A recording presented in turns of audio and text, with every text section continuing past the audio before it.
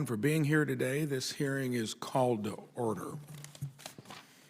Today we will be considering the nomination of Robert Feitel to be Inspector General of the Nuclear Regulatory Commission. If confirmed as Inspector General, Mr. Feitel will lead an independent office within the NRC to ensure the agency maintains its world-renowned reputation for safety, efficiency, and program integrity. As you know, the NRC not only regulates the American commercial nuclear sector, which is the largest in the world with 96 licensed reactors, but it also serves as a global model or gold standard in the safe regulation of nuclear technology. The United States nuclear power plants currently represents the largest fleet of reactors in the world. These reactors supply about 20% of our nation's electricity. Importantly, this nuclear power is the most reliable and one of the most cost-effective sources of clean baseload electricity. As the committee recently heard, U.S. nuclear plants are operating at historical high levels of safety and performance. This is a testament to the commitment and dedication of nuclear power plant operators. NRC's regulations provide the assurance that public health and safety are protected. However, maintenance and operational issues still might occur. Occasionally, over the last 4 decades, reactors have temporarily shut down due to corroded pipes, cracks in critical equipment, and a few other reasons. The industry learns valuable lessons each time from one of these incidents. Today, the American civilian nuclear industry is facing another challenge. Abundant natural gas and wind and solar subsidies are placing significant economic pressure on nuclear power. The NRC plays a vital role in this regard. We all know that the industry needs a stringent, independent regulatory structure to ensure safe operation. However, safety regulations must be risk-based. An inflexible and burdensome regulatory framework may result in the agency regulating the nuclear industry out of business. The NRC is also facing challenges with staff retention and turnover, like many other businesses. This issue is a high priority for the Commission itself, but also should be a priority for the next Inspector General. If confirmed, Mr. Feitel will be the first new appointment for the NRC IG in over 25 years.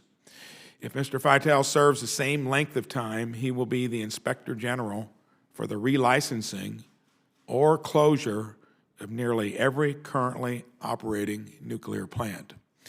Mr. Feitel's appointment comes at a pivotal time for both the industry and the NRC. The next Inspector General will be tasked with safeguarding the NRC's impressive track record. This means ensuring that the agency never strays from its primary objective of overseeing the safe operation of our nuclear fleet.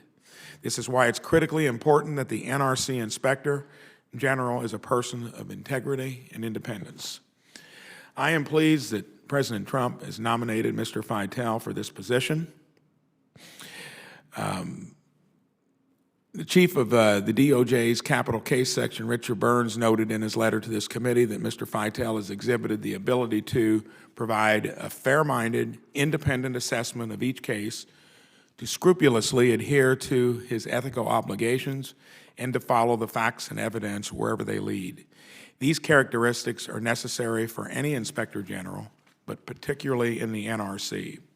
The committee also received a letter of support from Mr. Patrick Martin, the chief of the criminal division in the D.C. U.S. Attorney's Office, who said, without a doubt, Mr. Feitel was one of the most conscientious and talented colleagues with whom I have had the pleasure to work with during my time in this office. Mr. Feitel's character and service make him an ideal candidate for the NRC's Inspector General. I look forward to hearing his testimony today and to considering the nomination. Now I'd like to recognize Senator Cardin to introduce. Yep. Well, thank you, Mr. Chairman. After your acknowledgement of Robert Feitel, maybe I should just quit while we're ahead right now, but let me, if I might, take the prerogative as the senator from Maryland with pride to introduce Mr. Feitel to our committee and to welcome him and his family and thank him for his public service. I also have a connection in that the NRC's headquarters is located in Maryland, and we take great pride that the NRC represents the global gold standard for nuclear safety. But it's critically important that the men and women who work at the NRC in carrying out this mission have the IG has their back to make sure that they can operate in an independent, nonpartisan manner. And when you look at Mr. Feitel's record, it gives you great confidence that he has that ability to carry out this responsibility. As the chairman said, the last IG was there for 20-some years, so they're big shoes to fill. Mr. Feitel has extensive experience in public service, Assistant General Counsel to the FBI, Assistant U.S. Attorney here in the district, also Special Assistant U.S. Attorney in Washington and Virginia, trial attorney for the Department of Justice, the Capital Case Section. He served on the President's Task Force to review the Gitmo Bay detainees, Department of Justice Counterterrorism Unit. You can see a wide range of experience, and he started all of his legal training at the University of Maryland Law School, which is, shows his good judgment in the selection of the law school that he attended.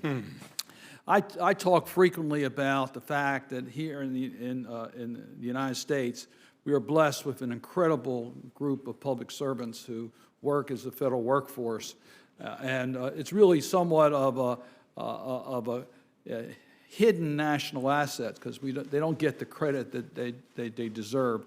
I think that Mr. Feitel represents the very best in public service represented by our federal workforce, so I'm very proud to introduce him. One last point, if I just might say, as you pointed out, the work of the NRC is critically important for public safety, and we need to have an IG who will be nonpartisan, who will deal with the most critical charge of rooting out misconduct, waste, fraud, theft, abuse, and mismanagement, and they must be beyond reproach.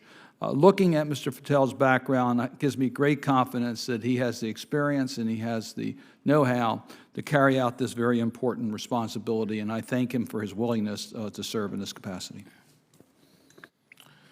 Senator Carper for opening comments. Thanks, Mr. Chairman. Mr. Feitel, welcome. Thank you. Thank you for your willingness to take this on. I would just say to I think there's some family members of yours in the audience. It's not uncommon at nomination hearings for members of the family to come. Sometimes it's a spouse, sometimes it's a son, sometimes it's a daughter. Could be a parent, an aunt, or an uncle, brother or sister.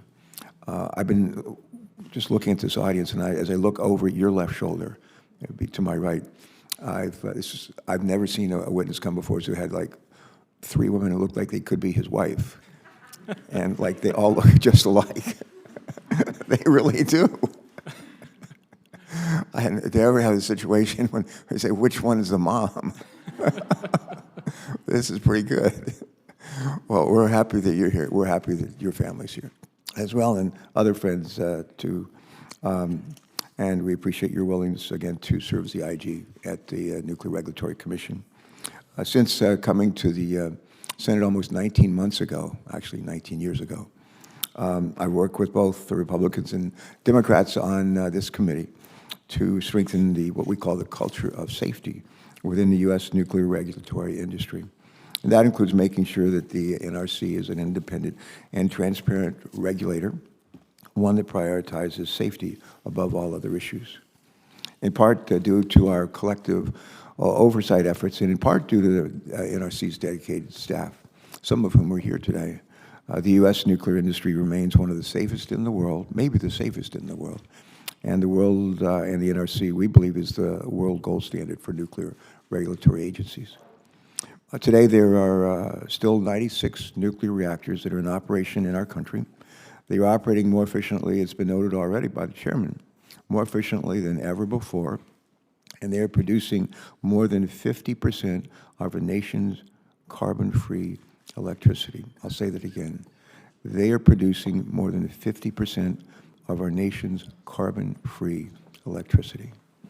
As our nation and other nations look to nuclear energy to help address the climate crisis, we cannot be complacent when it comes to nuclear safety. Now, perhaps more than ever, the NRC and the nuclear industry must continue to be held to the highest standard. And that means having a strong and independent NRC Inspector General. If Mr. Feitel is confirmed, he will serve as one of the first lines of defense against fraud, against waste, against abuse, against mismanagement and misconduct across the NRC. And if Mr. Feitel is confirmed, he will track and determine whether the NRC has the tools necessary to keep our country's nuclear power the safest in the world.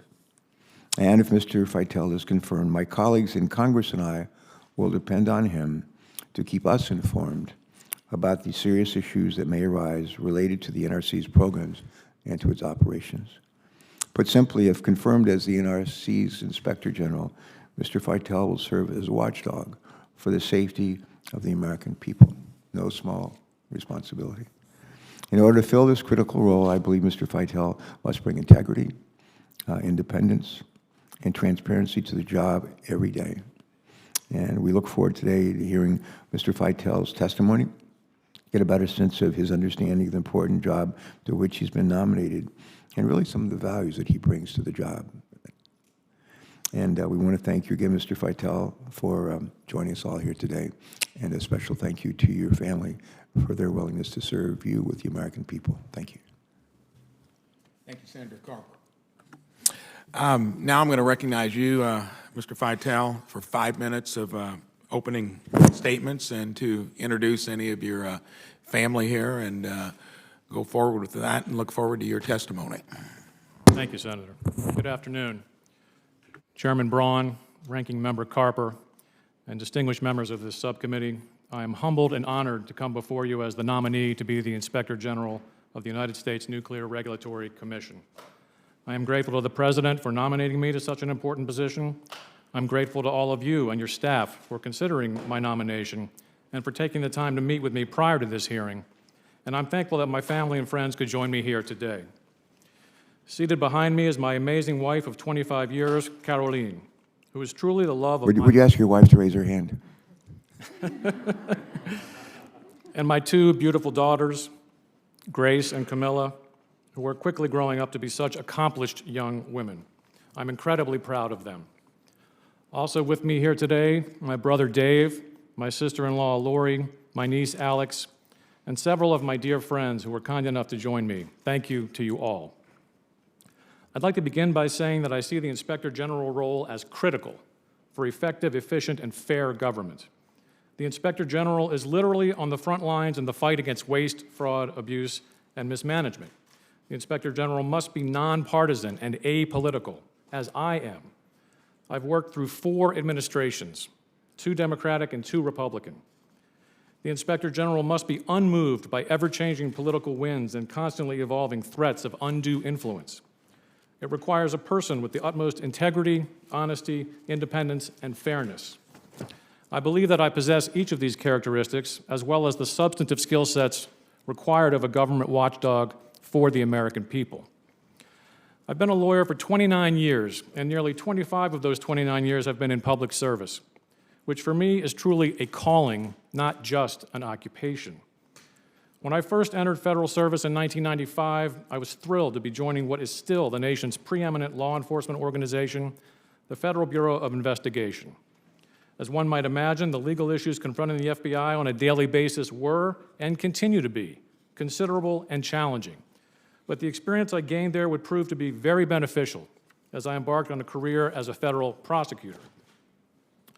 As a special assistant U.S. attorney at the U.S. Attorney's Office for the Eastern District of Virginia, my felony work focused on white-collar fraud cases, and I was fortunate enough to be able to bring 2 of those cases to jury trial. Afterwards, I served as an assistant U.S. attorney at the U.S. Attorney's Office for the District of Columbia, where I spent 12 years honing my investigative writing and trial advocacy skills, working on matters ranging from bank fraud to the most violent of offenses and everything in between.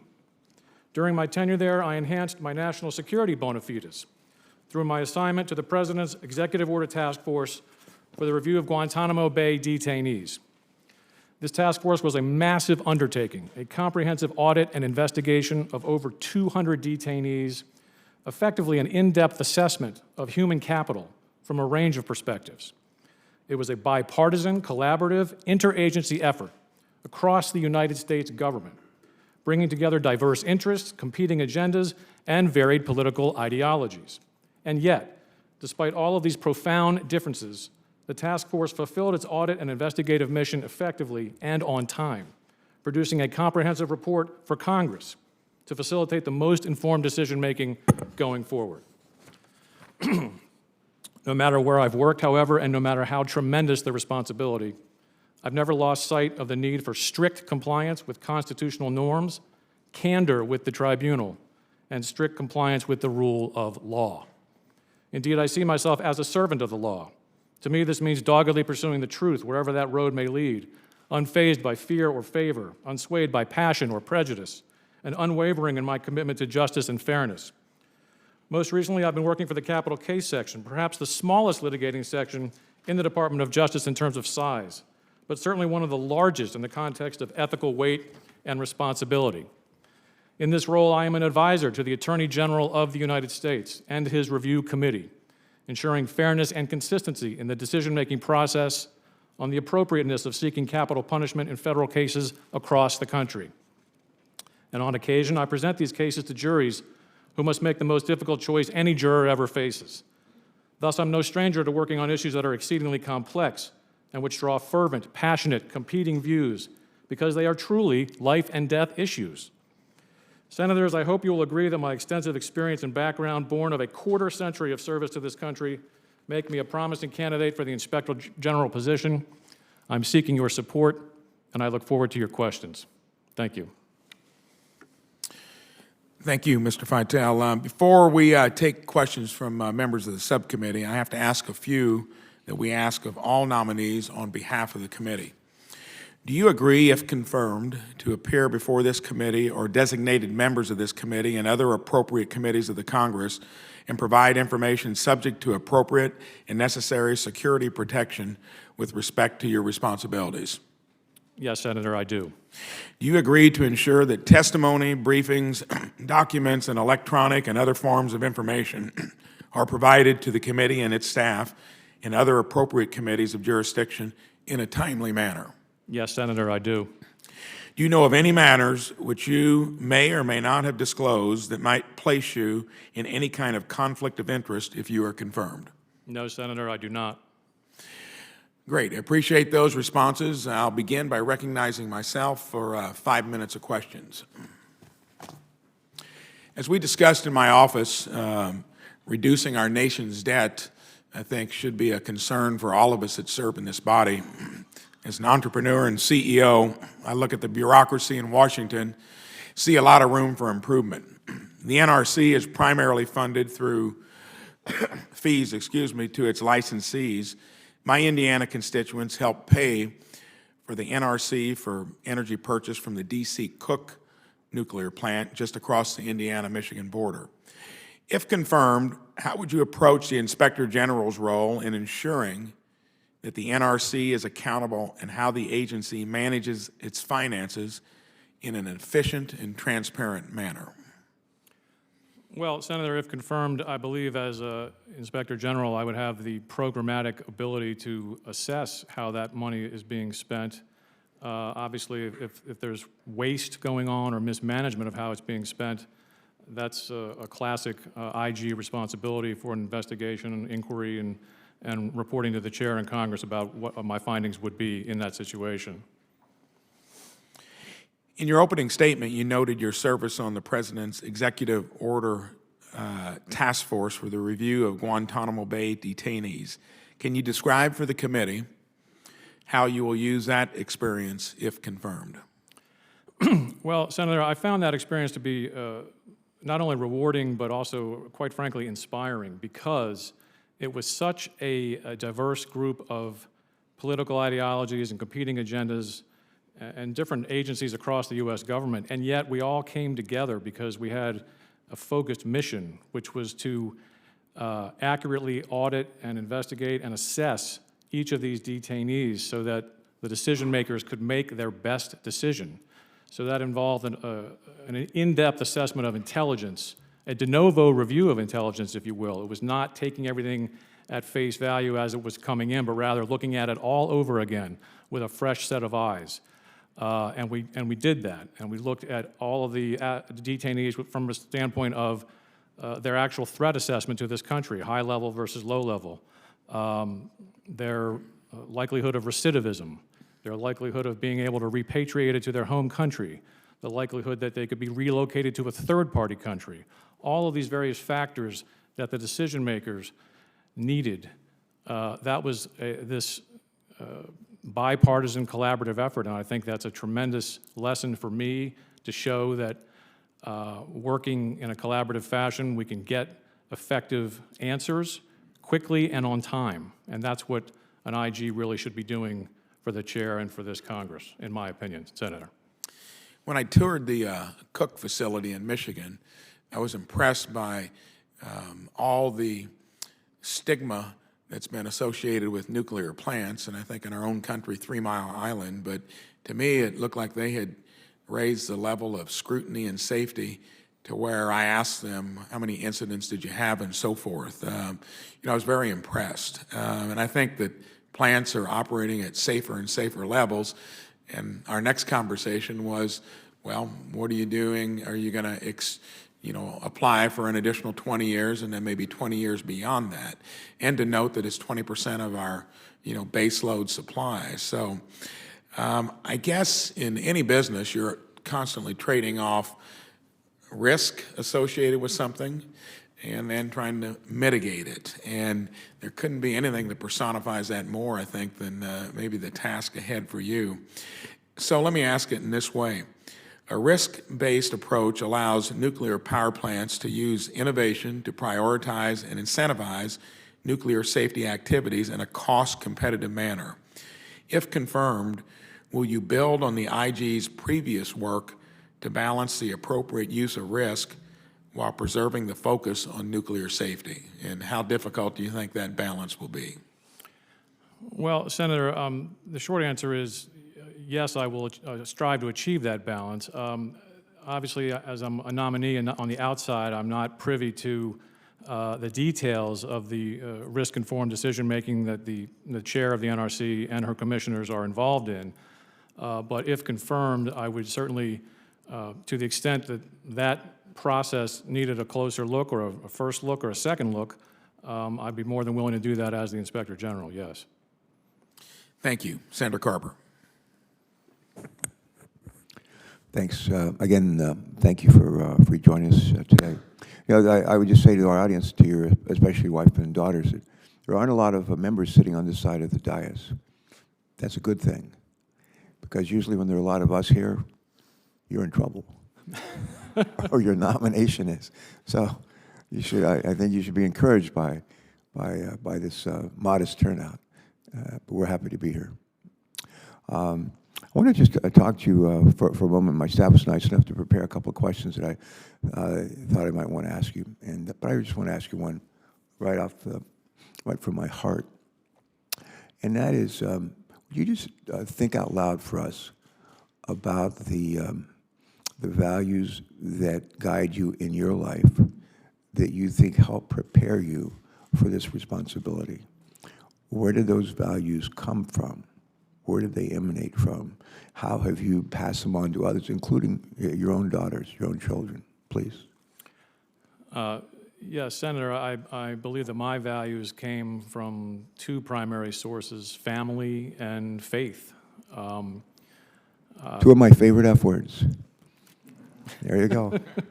I say Thanksgiving is my favorite holiday. It has all of my favorite F words, including family, faith, football, fun, friends. It's the best. Go ahead. Thank you. My parents, who unfortunately are both deceased, raised three very solid young men, if I may say. Not so young anymore, I guess. But they instilled their values early on, and coupled with our faith, I think they raised honest gentlemen with integrity and compassion, and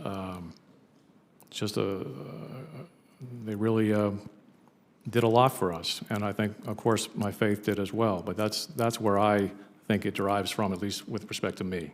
Mm-hmm. And the second half of my question is, how have you passed on those values to your own children? Well, I think my wife and I have done our best to instill those values to keep it going, if you will. I think we've done a fairly good job. They're sitting before you now are two very sweet, honest, hardworking, accomplished young women, and I think the proof is in the pudding, as they say. It seems the installation of the values seems to have taken hold, so I'm very pleased about that. Oh, good. In your career, have you ever taken an action that comes to mind, or maybe a couple of examples, that at the time were not politically popular, that you just felt that they were the right thing to do, and you did it even though they were not popular, they were not expedient, were not easy? Give us a couple of examples of that. Certainly. Well, with respect to the first comment there, Senator, political popularity in my world is of no moment, and the reason for that is I cannot. I can't say the same for us. So. As a prosecutor, as an FBI attorney, as a trial attorney in Maine Justice, I cannot let politics factor into prosecutorial decisions, into investigative decisions, into charging decisions. That's not proper, and I wouldn't do it even if it were somehow allowed, but it's not. With respect to overall decisions I've made, though, that are just generally unpopular, I was known when I was an assistant U.S. attorney in Washington, D.C., as someone who did not hesitate to dismiss a case where I felt in my prosecutorial discretion that the evidence was either insufficient to go forward or was so lacking as to, if we went forward, the cost-benefit analysis was such that it just wasn't worth it because justice wouldn't be done there. So I've always put justice first. I've never focused on whether the case is winnable or should be won. That never factored or will factor into my decision as a prosecutor. It's always about doing the right thing, as you say, Senator. And I've tried to make that a guidepost for my life and also for my career. Okay. One more. In your experience, what are the hallmarks of independent oversight that inspector generals are sworn to conduct? The first hallmark, Senator, I would say is not being swayed by any sort of political interference, but rather, going back to my prior point, always doing the right thing by the American people. Looking at the Nuclear Regulatory Commission to make sure that safety, safety, safety is our mantra, and that whatever I can do as an IG, if confirmed, enhances that mindset. Independence, I've always been independent. I've never been moved by the winds of political change or what have you, and I don't intend on doing that if confirmed. Okay. How will you ensure that the work of the Office of Inspector General maintains its independence? Well, I will instill that as a top-down culture if confirmed from the moment I get in. I will let everyone know if I'm made to be the IG that we're not going to be anything but independent. That's a hallmark of an Inspector General's office, of an OIG, and I would insist on that from a top-down standpoint. Mm-hmm. I don't ask a lot of yes or no questions, but or true or false questions. I'm going to ask you a yes or no question.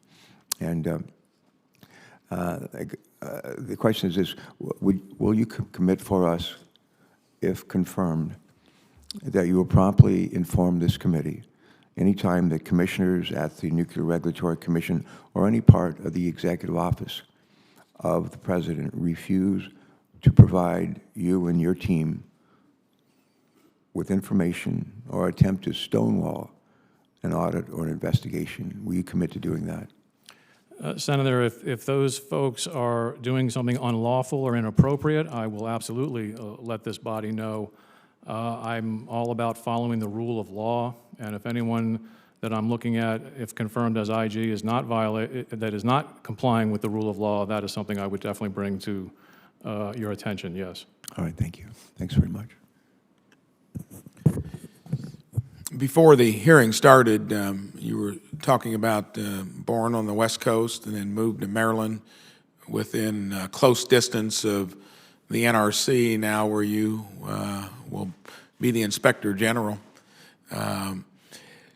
What was your general impression of what you saw of it living nearby? And just out of curiosity, in your wildest dreams, did you ever think you'd be up for a nomination to be its Inspector General? It's a difficult question, Senator. I'm not certain if I ever saw myself as being nominated as an Inspector General. I definitely saw myself as a lifelong public servant. I'm not sure I was able to discern in what specific role that would be, but I always saw myself as being serving the American people. I think the slight pivot, if you will, to the Inspector General role is I've realized I think it was a good one for me to make. I'm hopeful for it, but I definitely always wanted to serve.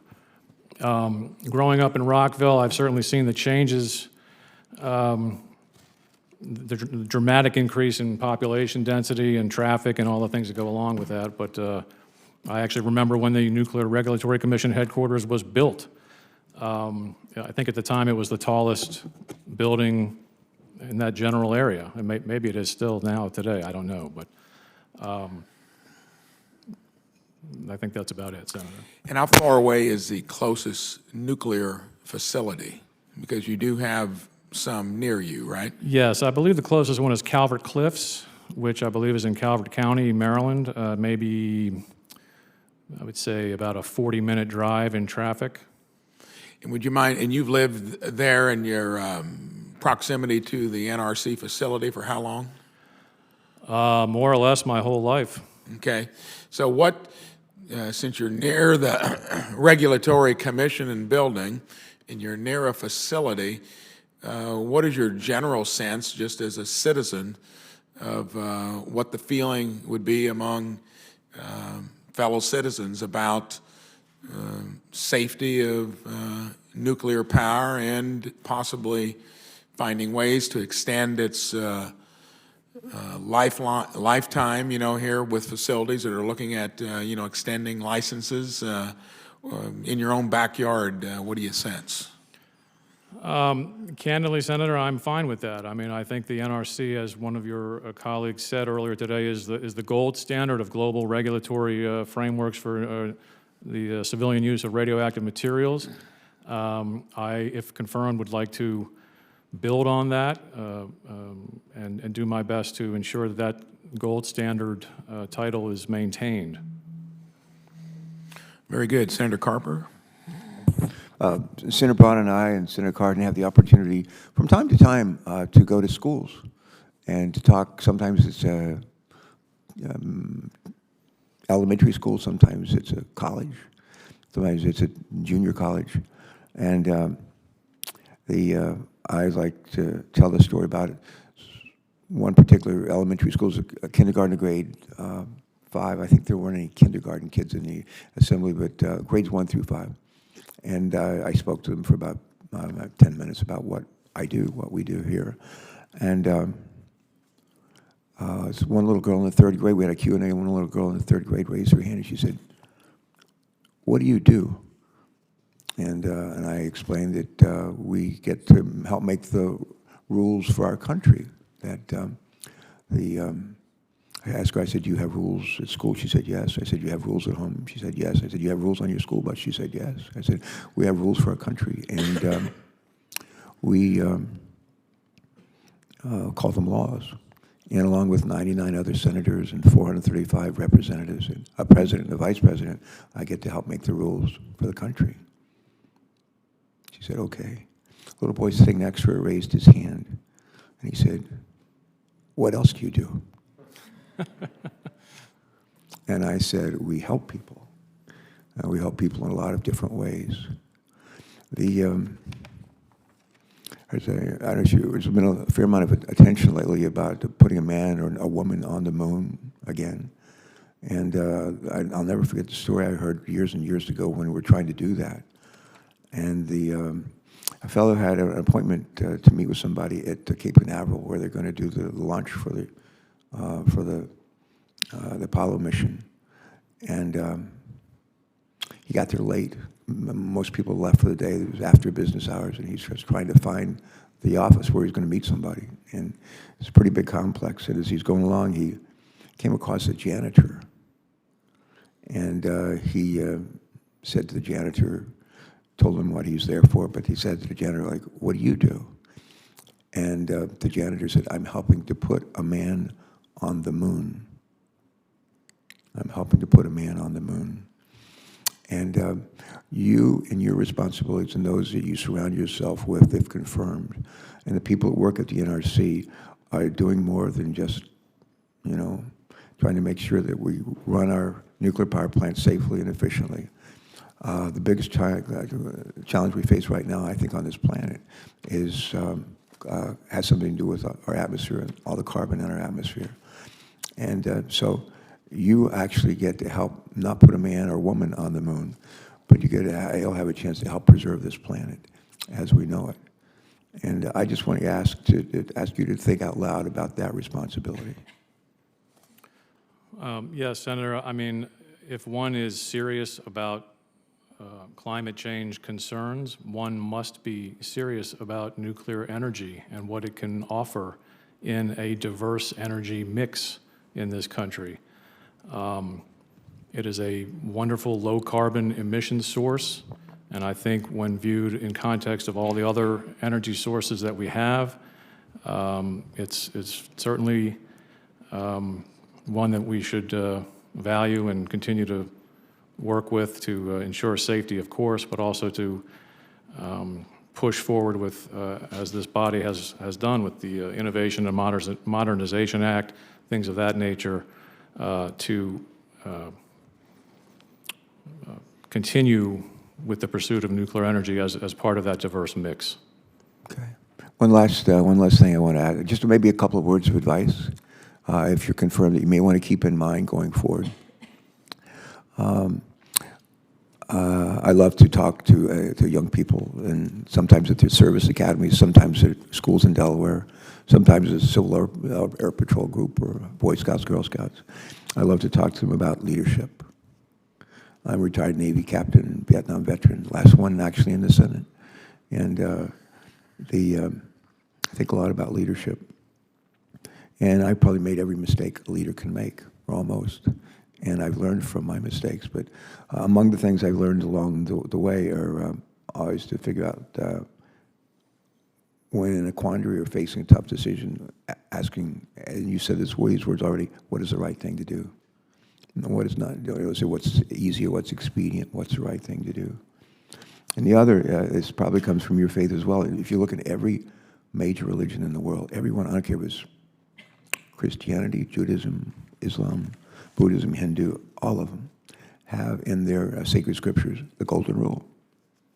Treat other people the way you want to be treated. Love thy neighbor as thyself.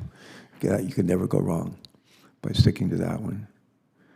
And a third thing that I've learned is leaders focus on excellence in everything they do. They like to say, if it isn't perfect, let's make it better. And a really good leader surrounds himself with just a terrific team, the best people he or she can find. And when the team does well, the team gets the credit. And when the team falls short, the leader takes the blame. I've already surrounded myself with people smarter than me. My wife says it's not hard to find them. She actually does say that. And I think the last piece of advice is when you know you're right, you're sure you're right. Don't give up. Just don't give up. Yes, Senator. And if you do those things, you'll be okay. I give the shortest high school commencement and college commencement speeches that they've ever heard in Delaware. And there's like 10 words in my commencement speeches. And when I'm about to address the graduates, I have them stand up. And they finally stand up reluctantly, but they stand up. I say, I'm going to give you the shortest commencement speech you've ever heard. And they start applauding. And then their parents applaud too. And I say there are 10 words in my speech. They applaud some more. And then I said the first 2 words are aim high. And I have them repeat that, aim high. The second 2 words are work hard. And I have them repeat work hard. And I say it gets more complex now. There's 4 words. And Those 4 words were embrace the golden rule. I have them say that.